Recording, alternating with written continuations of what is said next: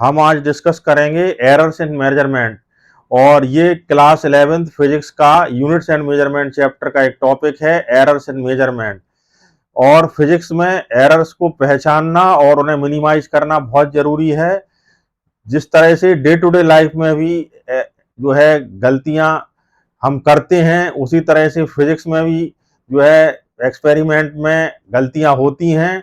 तो जिस तरह से डे टू डे लाइफ में भी गलतियों को करना गलत नहीं है, लेकिन गलतियों को पहचान कर उनको सुधारना जरूरी है, इसी तरह से फिजिक्स में भी हमें उन गलतियों को पहचान कर, उन एरर्स को पहचान कर उन्हें मिनिमाइज करना जरूरी है। तो चलिए हम देखते हैं कि मेजरमेंट में एरर को हम किस तरह से पहचानेंगे कि कौन सी गलती कैसे हुई है और फिर उनको कैसे मिनिमाइज करेंगे। तो चलिए हम चलते हैं अपने डिजिटल बोर्ड पर।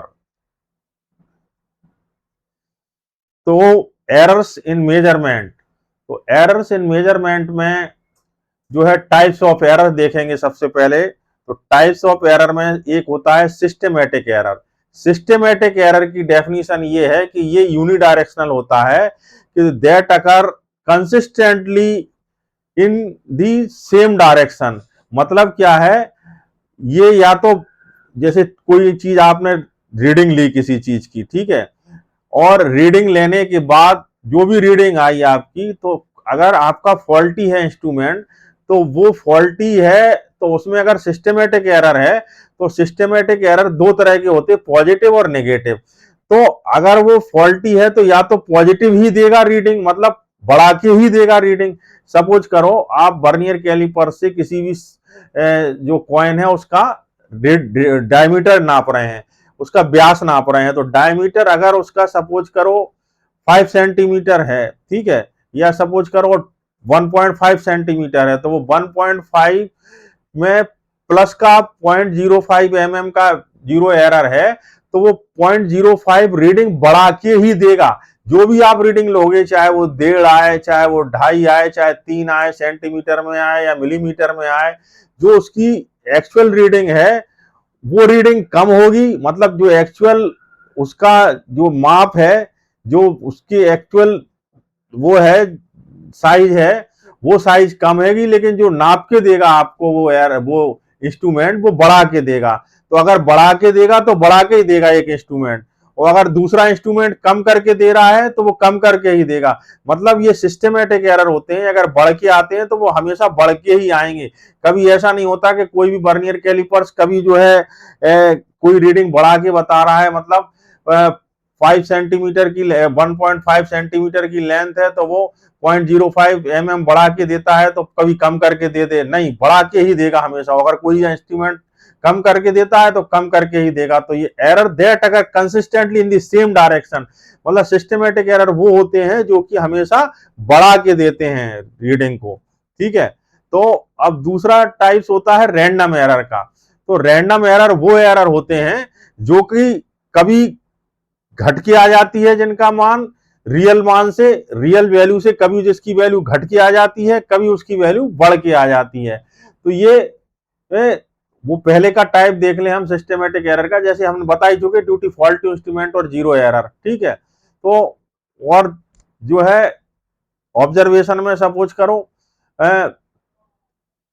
कोई इम्प्रॉपर ऑब्जर्वेशन है, किसी भी को देख रहे हैं, इम्प्रॉपर टेक्निक है, तो ये जो है सिस्टमेटिक एरर के टाइप्स हैं। हम रैंडम एरर पे चले गए थे पहले, उसके पहले हम सिस्टमेटिक एरर के टाइप देख लेते हैं। तो सिस्टमेटिक एरर के 3 टाइप हैं, instrumental error, due to faulty instrument और जीरो एरर। या तो इंस्ट्रूमेंट फॉल्टी है, जैसे वर्नियर कैलिपर्स में जीरो एरर आता है, या ऑब्जर्वेशनल एरर है, जैसे हम इम्प्रॉपर ऑब्जर्वेशनल टेक्निक यूज करते हैं, मतलब हम ढंग से देख नहीं रहे, उसको नोट नहीं कर रहे हैं।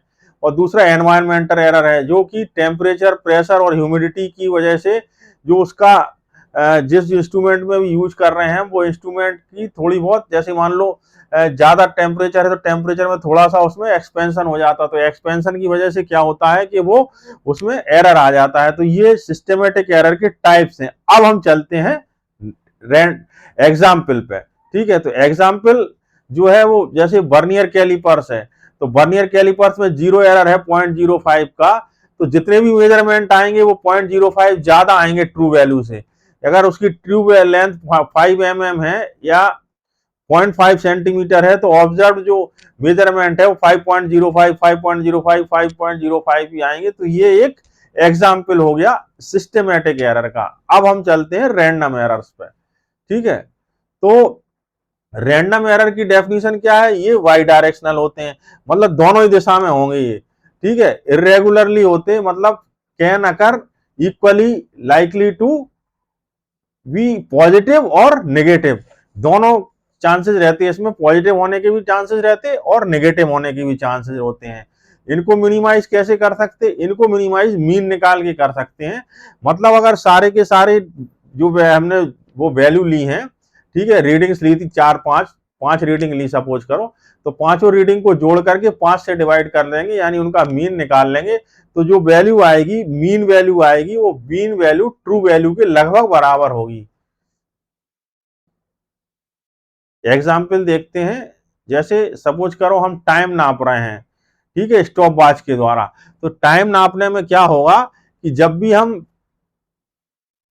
ह्यूमन रिएक्शन, एक समय होता है, ह्यूमन रिएक्शन टाइम होता कि हमने देखा और दबाया रोकने के लिए स्टॉप वॉच, तो देखने और नोट करने और दबाने के बीच में थोड़ा सा समय गैप हो जाता है, उसमें से जो समय चेंज हो जाता है नोट किया जो हमने, तो उसकी वजह से क्या होता है कि कभी 10.15 देखेंगे हम, कभी 9.85 देंगे, कभी 10.05 देखेंगे, कभी 9.95 देखेंगे, कभी 10.20 सेकंड देखेंगे। तो ये 5 रीडिंग इस तरह से 5 बार में ली, लेकिन हमें ट्रू रीडिंग लेना है, तो ट्रू रीडिंग लेने के लिए 5 को जोड़ के 5 से डिवाइड कर देंगे इन पांचों रीडिंग को जोड़ करके। तो जो मीन वैल्यू आएगी, वो मीन वैल्यू जो भी आएगी वो ट्रू वैल्यू के लगभग बराबर होगी।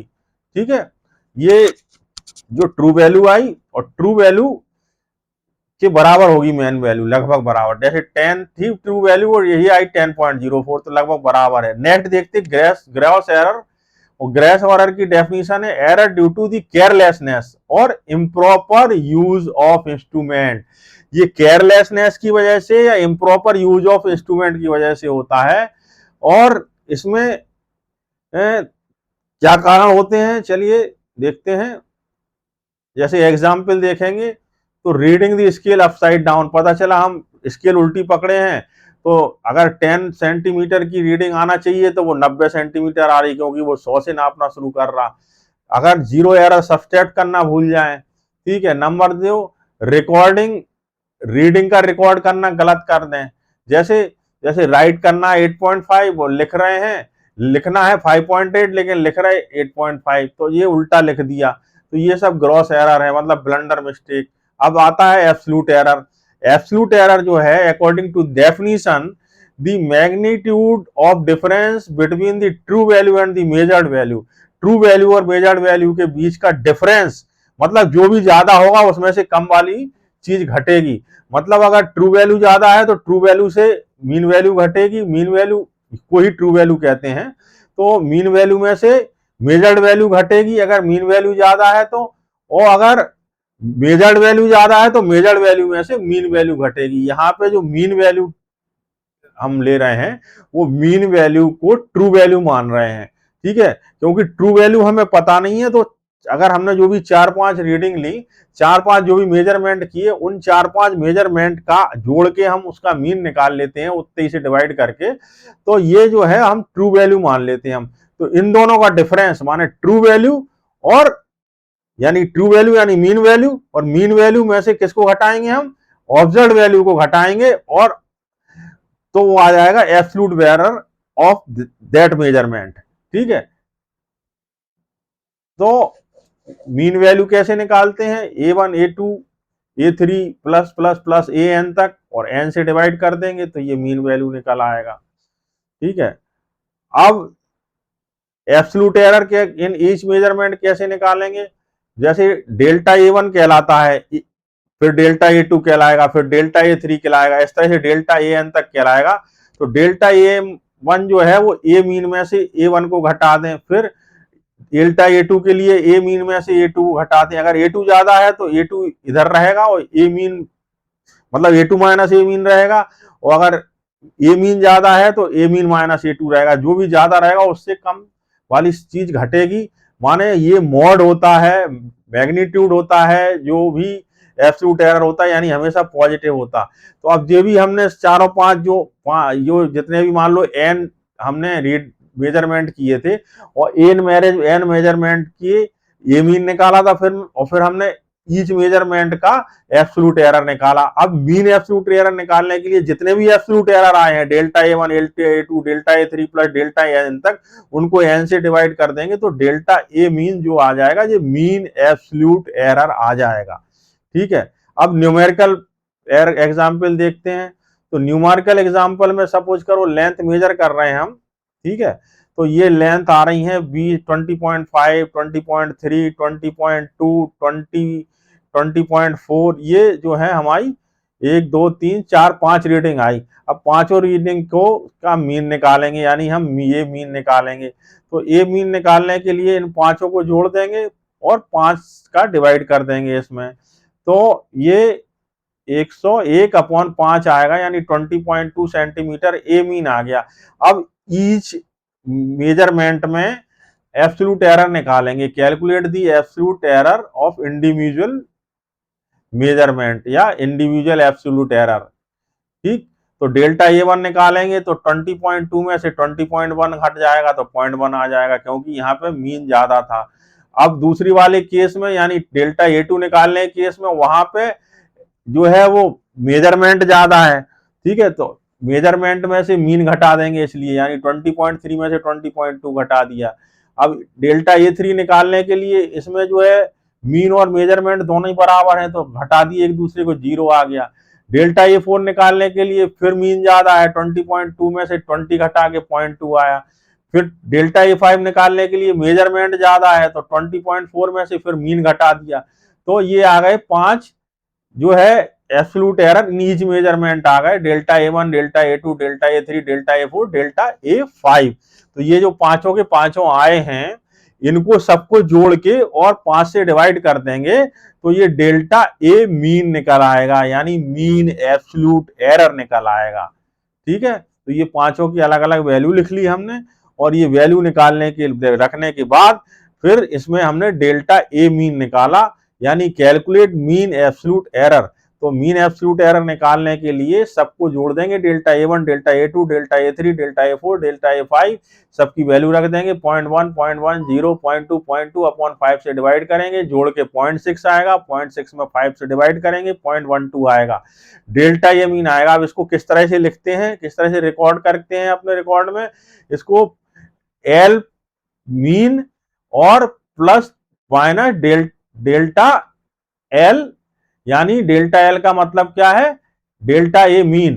ठीक है, तो पहले मीन रखेंगे, यानी जो एल जो निकाली है लेंथ, उसका मीन था 20.2 जो था ए मीन, और फिर रखेंगे डेल्टा ए माने डेल्टा एल, और डेल्टा एल कितना आया 0.12, तो 20.2 प्लस माइनस 0.12, क्योंकि 0.12 की जगह 0.1 रख देंगे, राउंडेड टू 1 डेसिमल करके। तो इसका मतलब क्या हुआ है, इसको जो हमने जो लेंथ निकाली है प्लस माइनस का मतलब कि ये जो एरर है इसकी वजह से ये लेंथ वेरी करेगी, 0.1 से कम भी हो सकती है एरर, यानी ये 20.1 भी हो सकती, 20.2 भी हो सकती और 20.3 भी हो सकती। इन रेंज में ये वेरी करेगी, प्लस माइनस 0.1 का मतलब ये है। अब रिलेटिव एरर क्या होता, रिलेटिव एरर जो होता है, जो हमने मीन एब्सोल्यूट एरर निकाला, इसमें मीन का डिवाइड करके कर दें तो वो कहलाएगा relative error. The ratio of mean absolute error to the mean value, ratio of the mean absolute error to the mean value, यानी delta A mean upon A mean जो है वो कहलाएगा रिलेटिव एरर। अब इसी एग्जाम्पल में निकालना है हमें, तो देख लो इसी एग्जाम्पल में जो अभी निकाला है, जो ऊपर वाला न्यूमेरिकल एग्जाम्पल, ठीक है, प्रीवियस एग्जाम्पल से, तो इसमें हमारा डेल्टा ए मीन कितना निकला था 20.12 आया था, और ए मीन कितना था 20.2 था, तो 0.12 अपॉन 20.2 इज इक्वल टू 0.00594 लिखेंगे, और इसको राउंड ऑफ करेंगे तो 0.006 जो है रिलेटिव एरर आ जाएगा। अब रिलेटिव एरर से हम निकाल लेंगे परसेंटेज एरर, इसी रिलेटिव एरर में 100 का मल्टीप्लिकेशन कर देंगे तो वो आ जाएगा परसेंटेज एरर। ठीक है, तो यानी delta A mean upon A mean into 100, तो ये आ जाएगा परसेंटेज एरर। यानी 0.00594 में 100 का मल्टीप्लीकेशन कर देंगे तो 0.594 या 0.6 जो है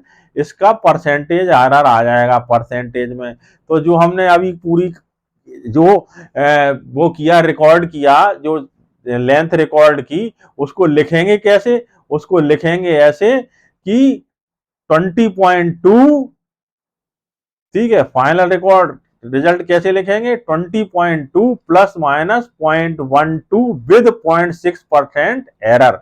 इस तरह से हम फाइनल रिजल्ट लिखेंगे, ठीक है। तो ये था मीन एब्सोल्यूट एरर निकालना, ठीक है, और रिलेटिव एरर निकालना, परसेंटेज एरर निकालना। अब चलिए चलते हैं हम कॉम्बिनेशन ऑफ एरर्स में। तो एरर्स इन सम में एरर कैसे निकालेंगे? देखो, एरर एक चीज याद रखो, हमेशा एरर आपस में जुड़ते हैं। चाहे एरर मल्टीप्लिकेशन के एरर हो, चाहे डिवीजन के एरर हो, चाहे सब्सट्रैक्शन के एरर हो, एरर हमेशा आपस में जुड़ते हैं।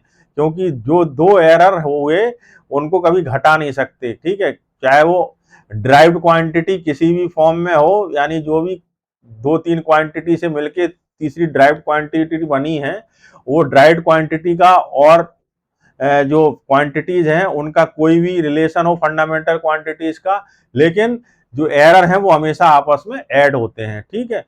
तो खैर एरर इन सम ये निकाल लिखा है, Z is equal to A plus B. Z एक क्वांटिटी है जो दो क्वांटिटी से मिलकर बनी है, तो एरर भी होगा delta Z is equal to delta A plus delta B, ठीक है। तो न्यूमेरिकल एग्जाम्पल देख लो इसका। ए की जो है वैल्यू 10 प्लस माइनस 0.2 मीटर और बी है 5 प्लस माइनस 0.1 मीटर। तो डेल्टा जेड कैसे निकलोगे आप? Delta A plus delta B लिखोगे, तो यानी 0.2 प्लस 0.1 लिखोगे, ठीक है, डेल्टा जेड निकालने के लिए। तो ये डेल्टा जेड की वैल्यू आई 0.3 और जेड की वैल्यू कितनी आई? जेड की वैल्यू ए प्लस बी रखोगे, यानी 10 प्लस 5 तो 15 आ गई। तो जेड भी निकाल लिया, डेल्टा जेड भी निकाल लिया, फाइनल रिजल्ट लिख देंगे Z plus minus delta Z, यानी 15 प्लस माइनस 0.3। अब एरर इन डिफरेंस देखते हैं। एरर इन डिफरेंस में जेड तो निकालोगे डिफरेंस करके ही, लेकिन डेल्टा जेड हमेशा जुड़ के आएगा, ठीक है। तो delta Z is equal to होगा इसमें भी delta A plus delta B, ठीक है। तो जेड निकाल लो सबसे पहले, न्यूमेरिकल एग्जाम्पल देख लो। ए की वैल्यू ये दी है प्लस 50 प्लस माइनस 1 ग्राम और बी की वैल्यू 20 प्लस माइनस 0.5 ग्राम।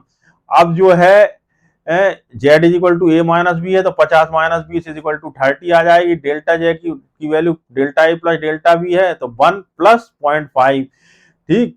तो ये 1.5 हो गया। रिजल्ट कैसे लिखेंगे? 30 प्लस माइनस 1.5 ग्राम लिख देंगे। तो इस तरह से ये रिजल्ट आ गया। तो एरर सम का हो गया, डिफरेंस का हो गया। अब देखते हैं एरर इन मल्टीप्लीकेशन या प्रोडक्ट, ठीक। तो गुणनफल में त्रुटि, तो Z is equal to A into B है, तो ये delta Z upon Z plus delta A upon A plus delta B upon B आएगा, ठीक है। ये कैसे निकल के आया, इसको हम ड्राइव कर लेते हैं इस फॉर्मूले को। तो इसको फॉर्मूले को ड्राइव करने का तरीका क्या है? Z is equal to A into B के दोनों तरफ लॉग ले लेंगे, तो log Z is equal to log A plus log B आ जाएगा, क्योंकि लॉग ए प्लस बी की value log A plus log B होती है। अब दोनों तरफ डिफरेंशिएशन करेंगे तो ये आएगा लॉग जेड की value d Z upon z, log a की value d A upon a और लॉग बी की value d B upon b, ठीक है। अब इसको मॉड ले लेंगे, तो यहां भी अगर माइनस साइन है तो वो हट जाता, लेकिन इसमें तो खैर है ही नहीं। तो ये मॉड ले लेंगे, तो डी जेड अपॉन जेड का मॉड, डी ए अपॉन ए का मॉड और डी बी अपॉन बी का मॉड। अगर ये एरर छोटे हैं तो डी जेड की जगह डेल्टा जेड आ जाएगा, डी ए की जगह डेल्टा ए आ जाएगा और डी बी की जगह डेल्टा बी आ जाएगा। तो delta Z upon Z is equal to delta A upon A plus delta B upon B. तो इस तरह से न्यूमेरिकल एग्जाम्पल देख लो। एक तो ए की वैल्यू ये दी है, बी की वैल्यू ये दी है, तो यहाँ पर ए जो है 5 है, बी 4 है, डेल्टा ए 0.1 है, डेल्टा बी 0.2 है। तो पहले तो जेड निकाल लेंगे ए इंटू बी करके सीधा सीधा, तो 5 इंटू 4 20 हो जाएगा। अब डेल्टा जेड अपॉन जेड रखेंगे तो डेल्टा ए अपॉन ए आएगा। डेल्टा ए अपॉन ए का मतलब डेल्टा ए है यहाँ पे 0.1 और ए है 5, तो 0.1/5 और डेल्टा बी है यहाँ पे 0.2 और बी है 4, तो 0.1/5 प्लस 0.2/4, तो ये आएगा 0.02 प्लस 0.05 इज इक्वल टू 0.07। तो डेल्टा जेड अपॉन जेड की वैल्यू 0.07 आई, तो डेल्टा जेड निकालने के लिए जेड में 0.07 का मल्टीप्लीकेशन कर देंगे, यानी 20 में 0.07 का मल्टीप्लीकेशन करेंगे तो 1.4 मीटर स्क्वायर आ जाएगी। तो अब इसको जो है फाइनल रिजल्ट के कैसे लिखेंगे, फाइनल रिजल्ट को लिखेंगे Z plus minus delta Z, यानी 20 प्लस माइनस 1.4। अगर राउंड ऑफ करना है 1 डिजिट तक तो 20 प्लस माइनस 1। ठीक, अब नेक्स्ट पर चलते हैं, एरर इन डिवीजन। ठीक है, तो एरर इन डिवीजन देखने के लिए z is equal to A upon Y 5 है, ए अपॉन बी है, तो इसकी वैल्यू भी delta Z upon Z is equal to delta A upon A plus delta B upon B आएगी, माइनस नहीं आएगा। हालांकि लॉग लोगे दोनों तरफ तो माइनस आता है, लेकिन मॉड लेते समय माइनस साइन हट जाता है। डेरिवेशन देखते हैं तो उसमें समझ में आ जाएगा।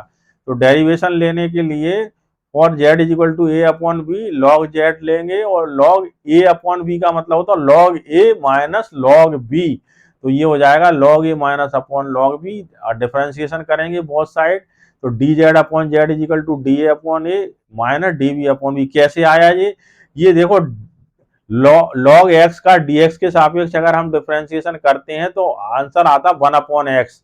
तो अगर डी लॉग एक्स की वैल्यू रखेंगे तो ये एक्स ऊपर चला जाएगा, तो डी एक्स अपॉन एक्स की वैल्यू डी लॉग एक्स आ जाएगी। इसी तरह से डी लॉग जेड की value d Z upon z आ जाएगी, डी लॉग ए की value d A upon a आ जाएगी, डी लॉग बी की value d B upon b आ जाएगी। अब दोनों तरफ अगर मॉड ले लेंगे तो ये माइनस साइन यहां से हट के प्लस साइन में कन्वर्ट हो जाएगा। ठीक है, अब ये छोटे हैं, अगर स्मॉल एरर है तो डी जेड की जगह डेल्टा जेड, डी ए की जगह डेल्टा ए और डी बी की जगह डेल्टा बी।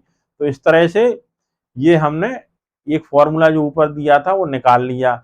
अब एक एग्जाम्पल देख लो, न्यूमेरिकल एग्जाम्पल। तो न्यूमेरिकल एग्जाम्पल के लिए अगर ये ए की वैल्यू दी है, ये बी की वैल्यू दी है, ठीक है, तो सबसे पहले जेड की वैल्यू निकालना है, ए अपॉन बी करके 100 अपॉन 5 करके 20 मीटर आ गई।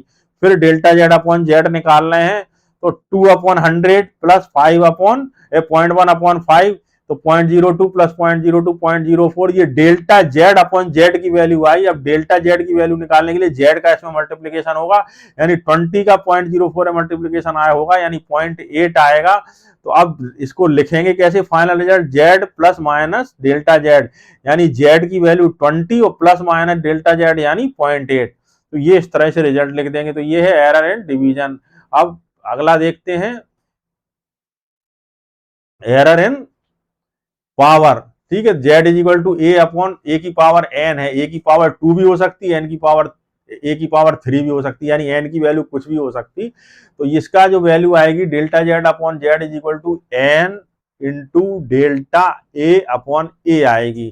ठीक है, तो डेरिवेशन देखते हैं। तो डेरिवेशन के लिए z की वैल्यू ए की पावर n है, a to the power n, तो दोनों तरफ लॉग लेंगे, तो log z is equal to n log a आ जाएगा, पावर बगल में आ जाती है। अब इसको क्या लिखेंगे हम, डिफरेंशिएशन करने के लिए d Z upon Z is equal to n d A upon a.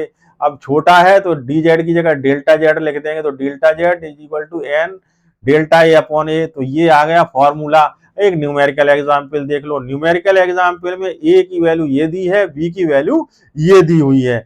अब इसमें सीधा सीधा पहले तो निकाल लो जेड की वैल्यू, क्योंकि जेड ए की पावर एन है ना यहाँ पर, तो ए की पावर एन है, यानी ए की पावर यहाँ पे 2 है, तो ए की पावर 2 रख देते हैं। और ए यहाँ पे क्या मान लेंगे, ए जो है यहाँ पे मान लेंगे लेंथ को, तो A is equal to length है यहाँ पे। तो इसलिए जेड की power Z is equal to A to the power N होता है, तो Z is equal to A to the power 2 हो जाएगा, क्योंकि यहाँ पे एन की वैल्यू 2 है, तो ये एल का स्क्वायर हो जाएगा। तो जेड इज इक्वल टू 5 की पावर 2, यानी 5 का स्क्वायर आएगा 25। तो ये जेड की वैल्यू आ गई। अब निकालना है डेल्टा जेड की वैल्यू, तो delta Z upon Z is equal to n into delta A upon a, यानी एन की वैल्यू 2 और डेल्टा ए की वैल्यू 0.2 और ए की वैल्यू 5, तो 2 into 0.2/5, 2 into 0.04 is equal to 0.08। Delta Z upon Z की वैल्यू आई।